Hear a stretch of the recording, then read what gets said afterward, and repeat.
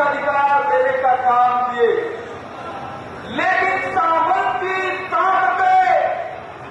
बार बार इस अधिकार को खत्म करने के लिए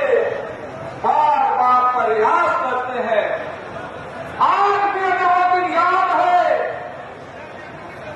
जब हमारी एससी एसटी एक्ट को खत्म करने का प्रयास किया गया था, लेकिन 2 अक्टूबर 2018 को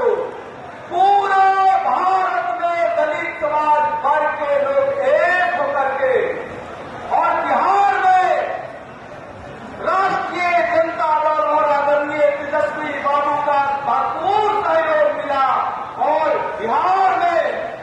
उसको उस सामंती ताकतों का एक से एक बजाने का हम लोगों ने काम किया और अपना ताकत दिखा करके,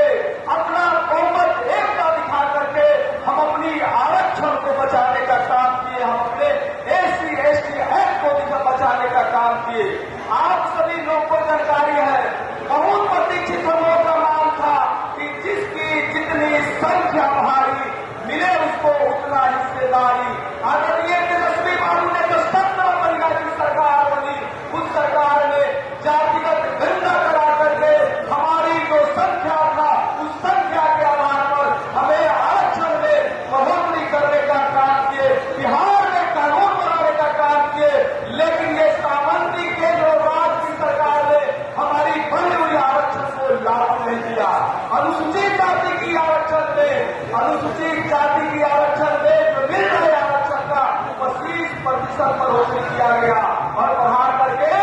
कुल आरक्षण में कुल आरक्षण में हम लोगों को